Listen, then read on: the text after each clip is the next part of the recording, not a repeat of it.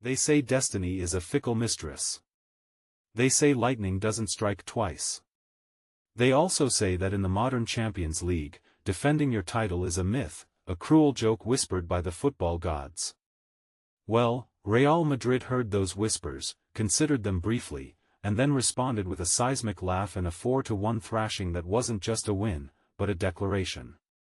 A declaration that the old rules, much like the hopes of every other elite club in Europe, were now officially obsolete.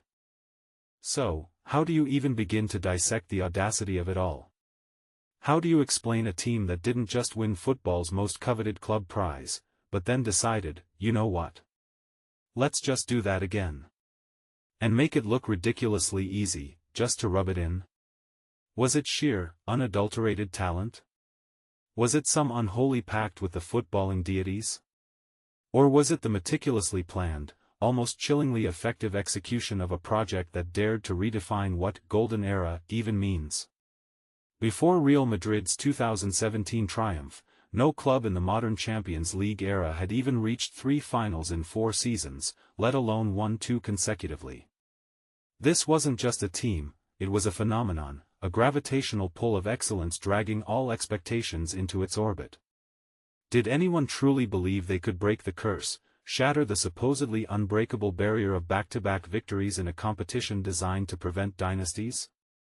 The smart money, the historical precedent, the nervous whispers of pundits, all said no. But then, Real Madrid has always had a rather quaint disregard for what should happen. What kind of machine could achieve such a feat? What monstrous engine powered this relentless pursuit of silverware? Was it the individual brilliance of a player who seemed to defy the very concept of aging, turning goals into an art form and records into confetti? Or was it something deeper, a collective consciousness, a hive mind focused solely on domination? The journey to Cardiff wasn't a coronation march, it was a brutal gauntlet. They faced challenges from across the continent, battling through knockout rounds that would have buckled lesser teams. But Real Madrid, under Zidane's remarkably calm exterior, merely tightened their collective jaw. They were a symphony of calculated aggression, ruthless efficiency, and moments of breathtaking magic. Despite their reputation for individual brilliance, Real Madrid had 20 different goal scorers across all competitions in the 2016-17 season, showcasing a depth rarely attributed to their Galactico image. This wasn't just the Ronaldo show, this was a cast of gladiators, each ready to step into the spotlight and deliver a decisive blow. They were not merely winning, they were demonstrating, with clinical precision, the evolution of modern footballing supremacy. And then there was Juventus. The old lady. The immovable object, ready to meet the unstoppable force. Had there ever been a more perfectly poised final? 2 giants, one chasing history, the other desperate to deny it. Juventus, a team built on defensive steel, legendary resilience, and a goalkeeper whose eyes held the wisdom of 1,000 campaigns. They had carved their own path of destruction through Europe, conceding a paltry 3 goals on their way to the final. This was not merely an opponent, this was the opponent. The ultimate test. The unbreachable wall against which Real Madrid's golden ambition would surely splinter. The 2017 final marked the first time 2 teams that had won their domestic league titles faced each other in the Champions League final since 1998, elevating the clash to a true battle of reigning champions. It was a contest framed by destiny, by narrative, by the very essence of what makes football so endlessly compelling. Could Real Madrid's dazzling attack break down Juventus's legendary defense? Could the youthful exuberance of Isco and Carvajal outwit the seasoned cynicism of Bonucci and Chiellini? The world held its breath, ready for a titanic struggle where every inch would be contested, every pass a potential turning point. The opening minutes of the final felt exactly as advertised. Tense. Tactical. A brutal chess match unfolding on the verdant Cardiff turf. Then, the inevitable, a flash of white, a ripple of the net, and Cristiano Ronaldo had scored. But this was Juventus, remember? They didn't just lie down. Mario Mandzukic, with a goal of such outrageous beauty, an overhead kick of audacious technique, pulled them level. The stadium erupted. The narrative swung. "See," whispered the naysayers. "The curse holds. The wall won't break." The game was balanced on a knife edge, two heavyweights trading blows, neither willing to yield. For a fleeting, agonizing moment, it felt like the dream was crumbling, that the history books would merely record another valiant attempt, another almost ran. But then came the second half.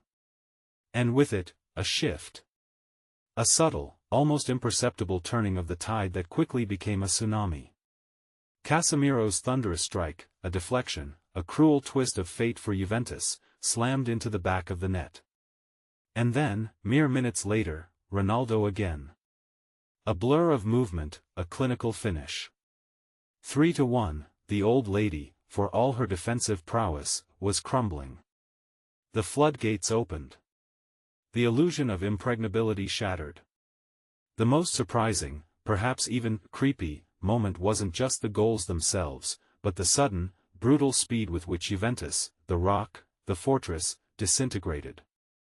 It wasn't a gradual erosion, it was an implosion. It was the moment you realized this wasn't just a football match, it was an exhibition of a team operating on an entirely different plane of existence, where resilience buckled, and ambition turned to ash under the relentless Madrid sun. Asensio added a fourth, a final, emphatic exclamation mark. And so, there it was. Not just a victory, but a statement. A monumental, irrefutable declaration that a golden era wasn't just dawning, it was already here, fully illuminated, burning brighter than ever before. Real Madrid had not just defended their crown, they had polished it, added more jewels, and then worn it with an arrogant, yet utterly deserved, swagger. They had crushed Juventus with a style that was both devastatingly effective and breathtakingly elegant. This wasn't a fluke, it was a blueprint. It was the confirmation that Zidane, in his relatively short tenure, had forged a team that was greater than the sum of its already astonishing parts. They weren't just winning, they were redefining what winning meant. They had taken the impossible, whispered it into existence, and then manifested it with such conviction that it became not just possible, but inevitable. They created a new standard, a new Everest for every other club to aspire to, knowing full well that few, if any, would ever reach such dizzying heights. This era wasn't merely golden, it was platinum, adorned with diamonds, and cast in a fire that only Real Madrid seemed capable of enduring. So, was it destiny? Or did Real Madrid just decide that day, the rules of football, much like gravity, were merely suggestions for lesser mortals?